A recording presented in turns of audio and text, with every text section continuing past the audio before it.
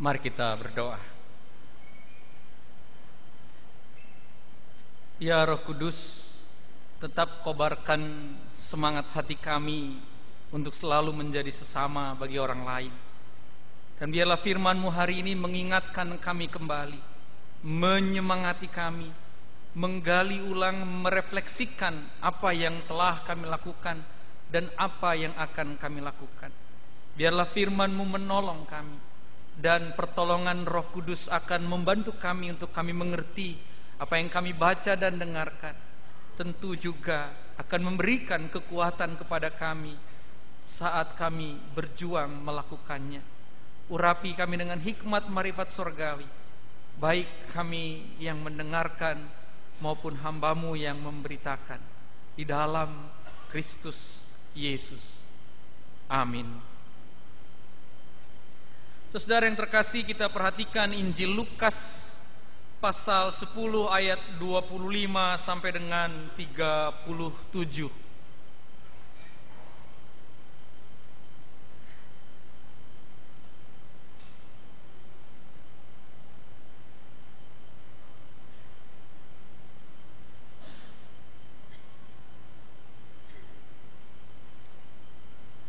Injil Lukas pasal 10 ayat 25 sampai dengan 37.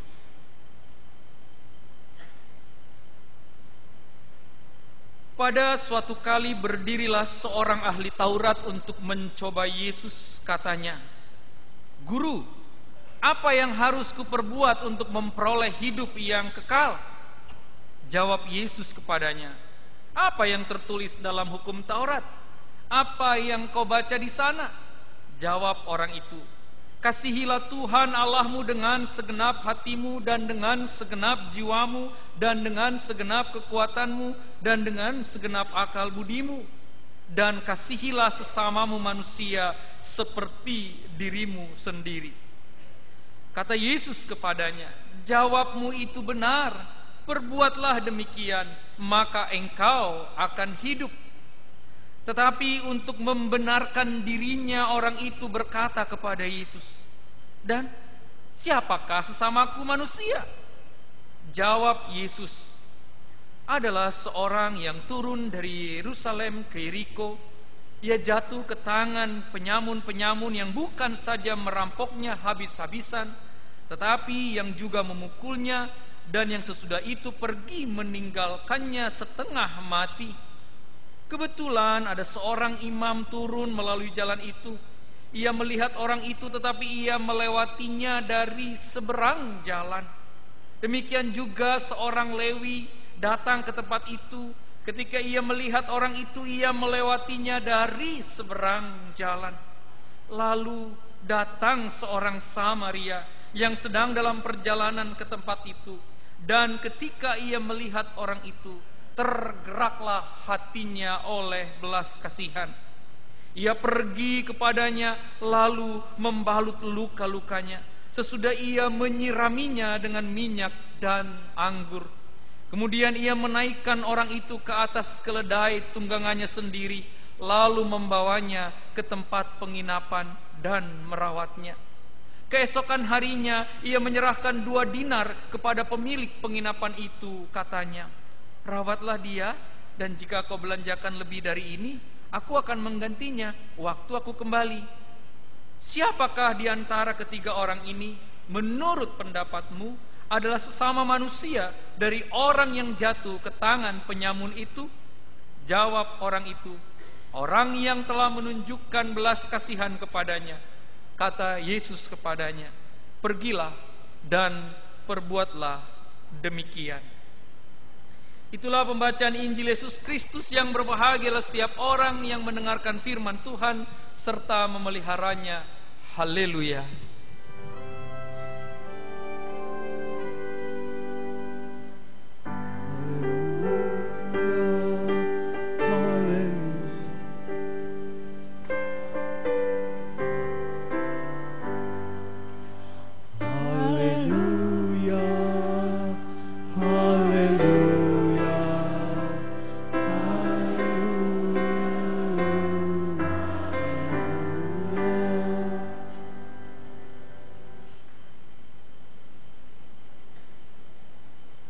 Saudara yang terkasih dalam Tuhan Yesus Kristus, ada sebuah kisah yang saya kutip, saya ceritakan ulang dalam bahasa saya dari sebuah film. Tom Turner dan kawan-kawan tukang pos suatu saat memutuskan berani membaca surat-surat yang ditujukan kepada Tuhan. Dear God. Hal ini sesungguhnya membuat tukang pos bingung. Mereka sudah mengkotak-kotakkan mana kode pos 12130, mana Jakarta Selatan, mana Jakarta Timur, mana Jakarta Pusat. Tetapi selalu ada saja surat yang ditujukan kepada Tuhan. Di tengah-tengah etika pos atau surat menyurat, maka mereka berani untuk membaca yang seharusnya tidak boleh dibaca. Saat satu surat dibaca, mereka kaget karena isi suratnya demikian kurang lebih. Tuhan, sekarang ini saya kesepian. Istriku telah meninggal. Anak-anak dan cucu-cucuku jauh dariku. Sahabat dan temanku pun sudah meninggal. Aku tidak punya teman lagi, Tuhan. Untuk apa aku hidup? Lebih baik aku mati saja, biar aku berjumpa dengan teman-temanku.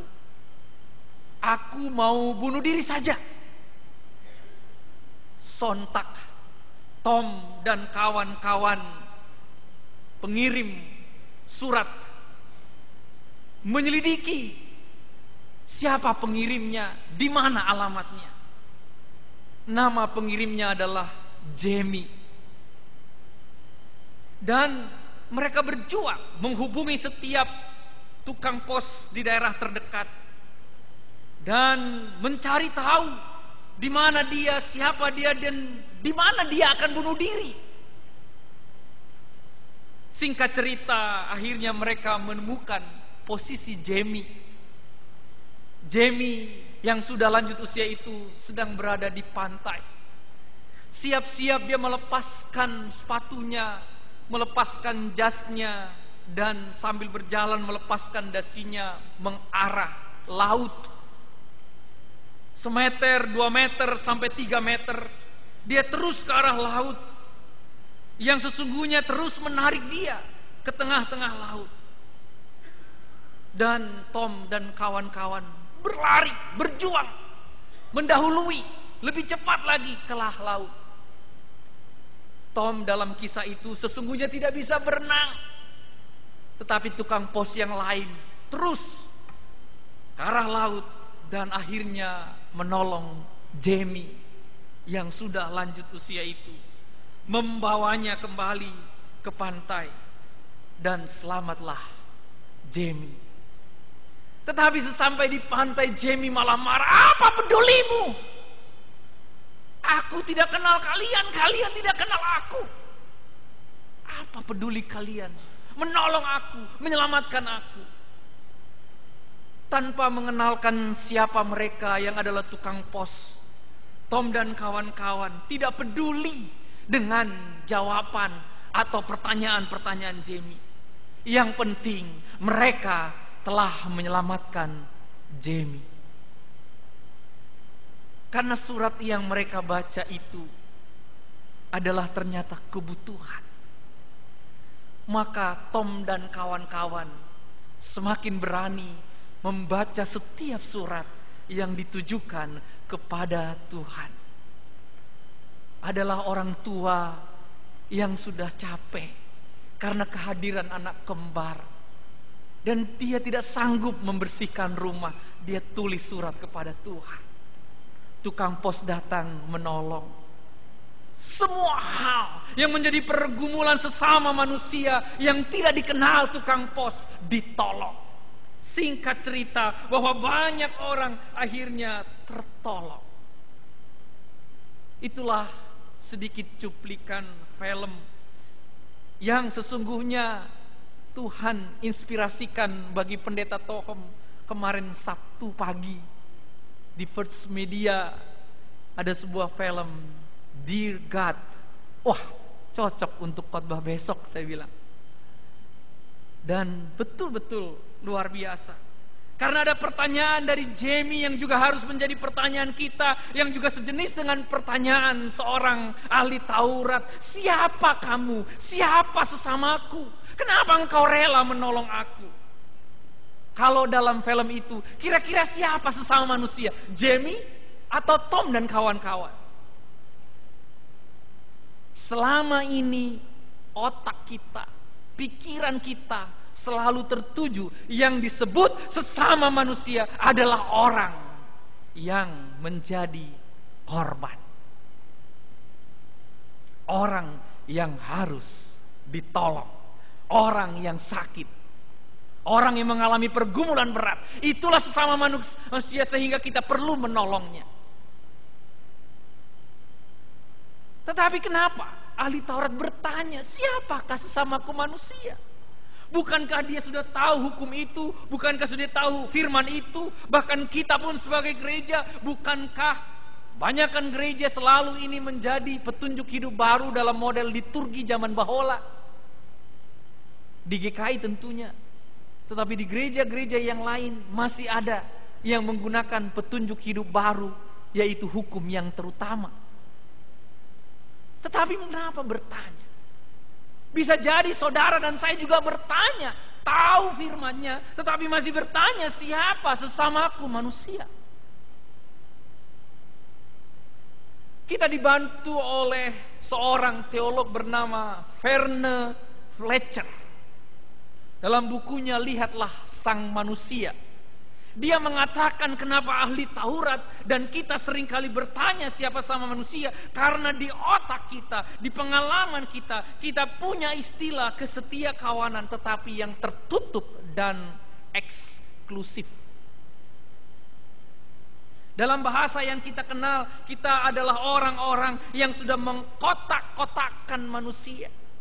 Yang sejenis dengan kita, itulah yang kita tolong. Yang sama seleranya dengan kita, itulah yang kita tolong. Yang menjadi alat ukurnya adalah mereka dan kita. Alat ukurnya saya dan kamu. Dan kalau itu selalu terjadi, dan masih terjadi sampai sekarang ini, di bumi pertiwi ini, di gereja ini, bahkan di lingkungan orang percaya, masih terlalu sibuk banyak menghabiskan energi, uang, waktu soal membahas perbedaan.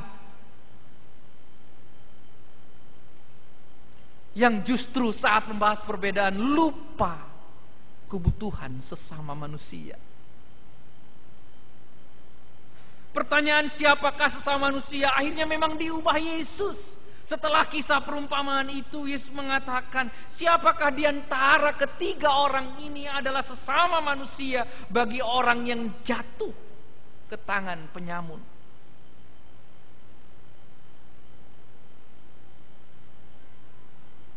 Pertanyaan Yesus bukan sama seperti ahli Taurat, siapakah sesama manusia di antara? Apakah itu orang Lewi? Apakah orang Samaria? Jawaban klasik sesama manusia bagi orang Lewi, bagi orang Samaria adalah orang yang jatuh ke tangan penyamun. Tetapi Yesus membaliknya, siapa sesama manusia bagi orang yang jatuh ke tangan penyamun? Akhirnya bergeserlah sesama manusia, bukan lagi tertuju kepada korban atau yang ditolong. Kalau format rumah sakit, mohon maaf, bukan lagi pasien sesama manusia, tapi pengurus rumah sakit, dokter-dokter, suster-suster, itulah sesama manusia.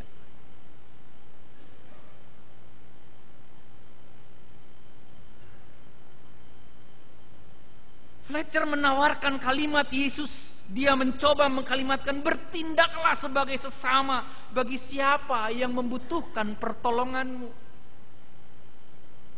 Dan inilah yang ditawarkan oleh Yesus bagi kita, bahwa kesetiakawanan, solidaritas adalah solidaritas yang terbuka dan inklusif. Itu alat ukurnya adalah apakah mereka membutuhkan kita. Apakah aku membutuhkan kamu? Apakah kamu membutuhkan aku? Bukan lagi antara aku dan kamu.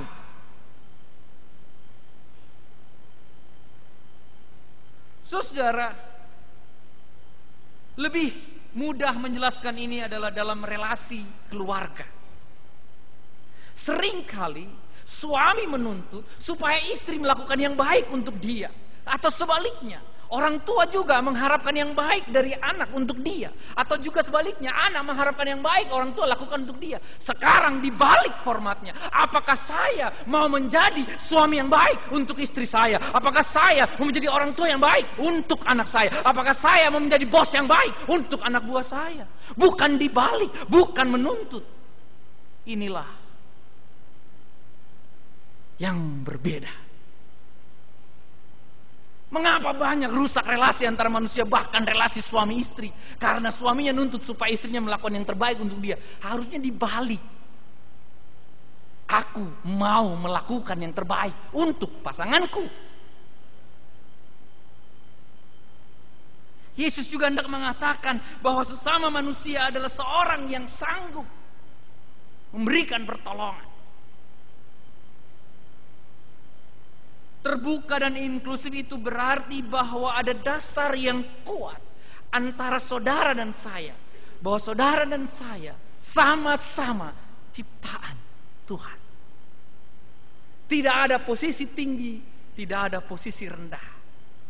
Semua setara, sepadan di hadapan Tuhan. Sekalipun berbeda, istilah sepadan menunjukkan bahwa keperbedaan bukanlah halangan, tantangan untuk kita menolong.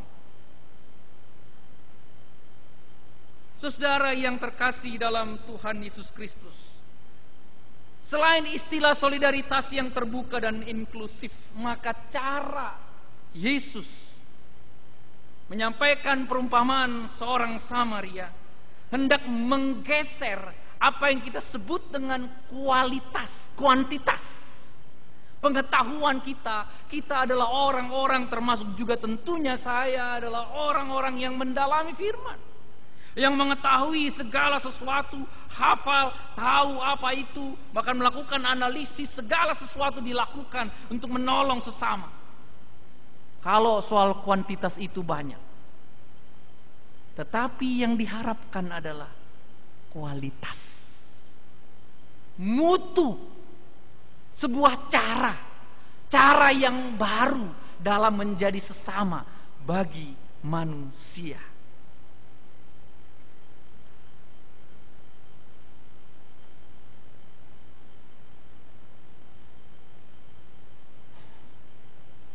Bolan mengatakan,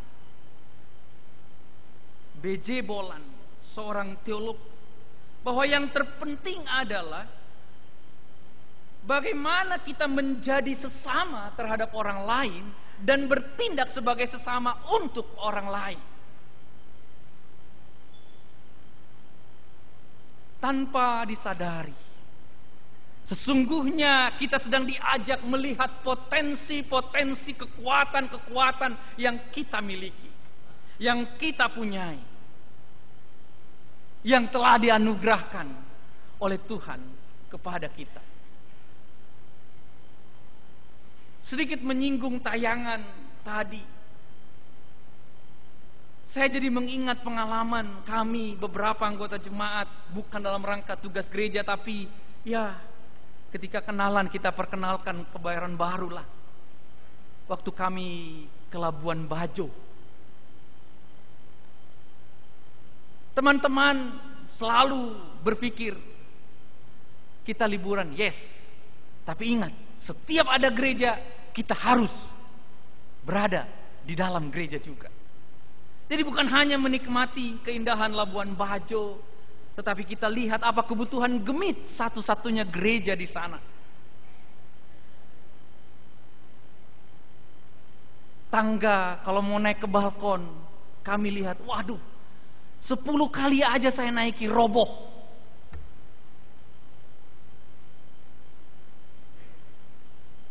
Saudara, lalu pengalaman ini mengajak kita bagaimana menjadi sesama. Singkat cerita saudara, kita punya kerinduan memberikan buku lagu Kidung Ceria pada anak-anak, dan sampai satu titik pertanyaan kita berlima saat itu, lalu bikin apa lagi ya?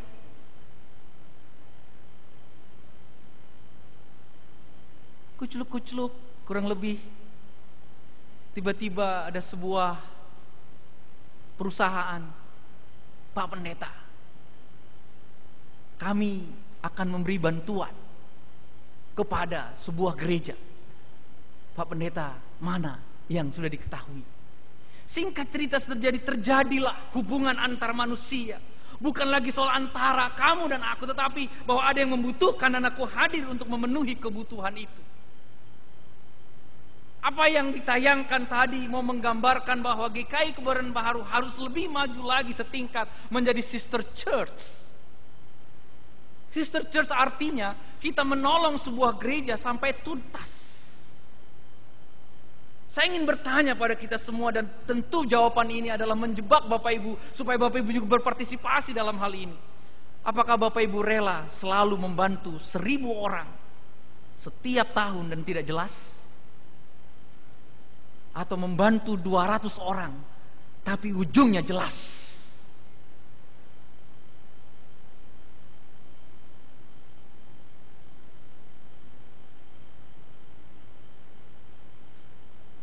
Kata ujungnya jelas saya dalami dari kata ketika Yesus menggunakan kalimat di ayat 30.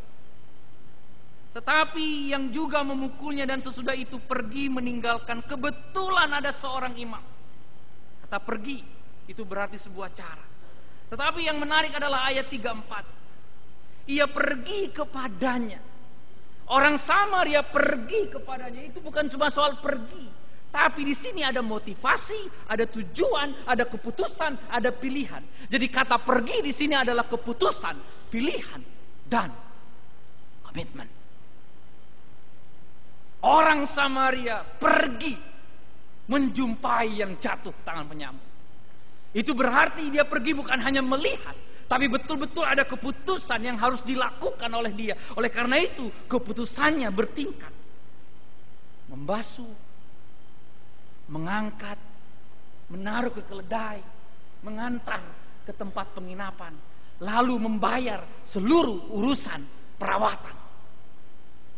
Bahkan jikalau kurang, aku akan datang menyerahkan, memenuhi semuanya.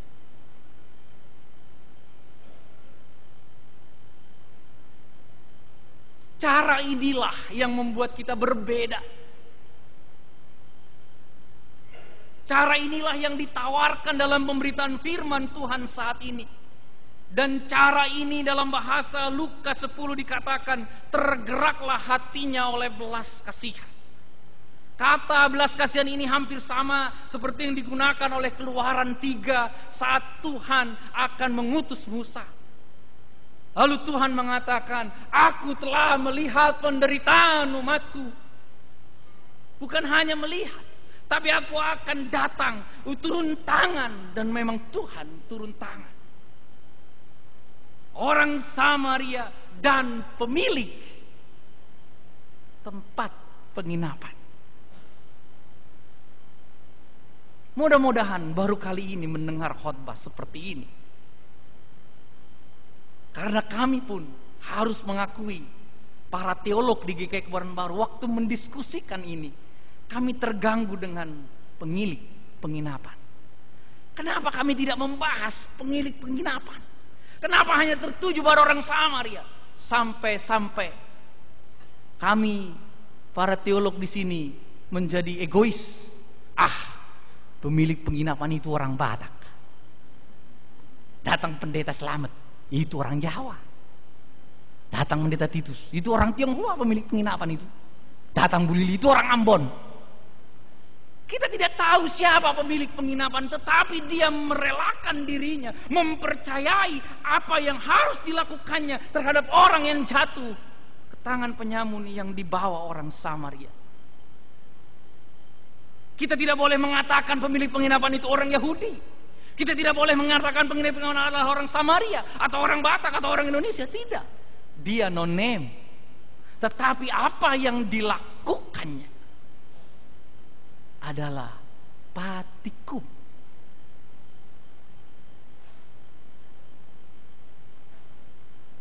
Welas asih, compassion, belas kasihan. Dorongan inilah yang luar biasa. Saudara yang terkasih, kata compassion, kata patikum itu artinya adalah sebuah kemampuan atau cara untuk dapat merasakan kepedihan orang lain dengan lembut. Apa arti kata lembut di sini? Mencoba menikmati seluruh jenis perasaan yang mungkin muncul di hati seseorang yang telah jatuh ke tangan penyamun. Oleh karena itu saudara, sebuah pembelajaran teologi untuk Bapak Ibu. Kalau Bapak Ibu berkunjung kepada orang yang berduka, kepada orang yang sakit, kepada orang yang pergumulan, kita tidak boleh bertanya mengapa, lalu dia suruh cerita. Yang penting ditanyakan, perasaan ibu bagaimana? Kalau harus nanya, yang ditanya perasaan. Tetapi orang yang belas kasihan, yang punya patikum, itu tidak perlu bertanya. Karena dia sedang duduk di samping dia dan sebenarnya sedang tahu rasa apa yang dirasakan oleh seorang yang sedang sakit, berduka, bergumul. Dan inilah cara yang berbeda itu. Saudara yang terkasih dalam Tuhan Yesus Kristus, dan rasa welas asih semua kita punya.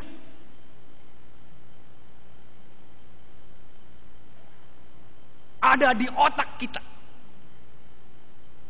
di sistem syaraf kita yang bernama neuropeptide. Di dalam neuropeptide itulah ada namanya hormon oksitosin. Teman-teman psikolog klinis pasti tahu istilah ini. Hormon oksitosin, hormon yang berhubungan dengan ketenangan, menenangkan, serta yang menciptakan keterhubungan.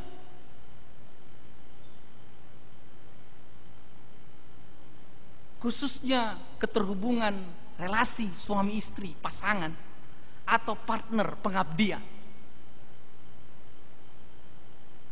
Dan yang luar biasa, hormon ini memang ada dalam diri kita sebagai lawan, sebagai versus dari hormon yang selalu kita reaktif. Apa loh? Dia tuh, kita punya itu. Kita adalah orang-orang yang normal, wajar punya reaksi itu dalam banyak hal. Istilah yang keren hormon itu namanya hormon fight or flight.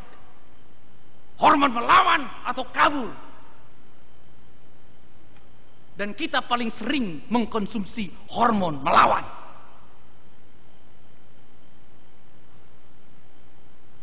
Ingatlah, dalam diri kita ada hormon oksitosin. Hormon yang bisa menenangkan orang lain, yang membuat orang lain damai.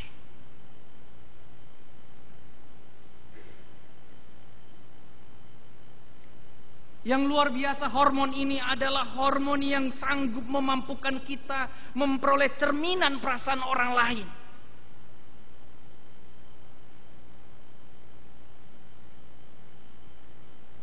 Meningkatkan emosi-emosi positif. Paling tidak itu yang dikatakan oleh Stephen Post dalam bukunya, yang mengingatkan kita bahwa ada potensi-potensi luar biasa.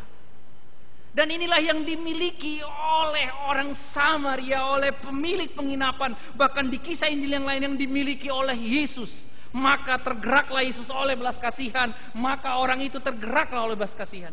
Tapi itu masih sebuah gerakan, masih ranah di pikiran. Tetapi biasanya ketika itu ada dalam ranah pikiran, inilah yang menjadi genap. Kenapa dikatakan kasihilah Tuhan Allahmu dengan segenap hatimu, jiwamu, kekuatanmu, akal budimu. Seluruh hal ini terangkum dalam satu kata, belas kasihan. Kapan dia menjadi cinta? Kapan dia menjadi kasih?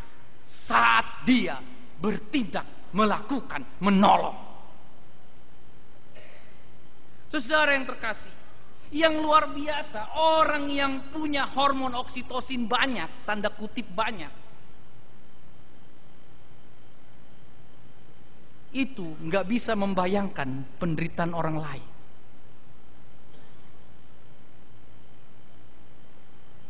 Kalau dia membayangkan, dia tambah sakit. Jadi dia harus segera menolong, membantu, bergerak. Saudara yang terkasih dalam Tuhan Yesus Kristus, belas kasihan ini disempurnakan dengan cinta, dan cinta belumlah sampai kepada cinta kalau kita belum menyampaikannya atau bertindak kepada orang lain.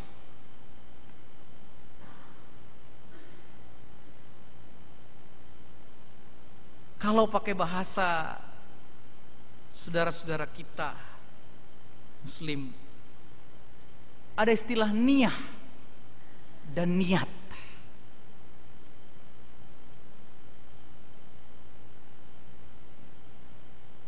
Tapi itu pun belum cukup. Tetap harus pada tindakan. Saudara yang terkasih dalam Tuhan Yesus Kristus, inilah cara, inilah kualitas menolong. Kalau dihubungkan dengan tema kita, kita adalah sesama bagi orang lain karena kita punya potensi-potensi itu. Marilah kita berubah. Janganlah egois seperti kata Trinity Singer tadi. Kita berubah.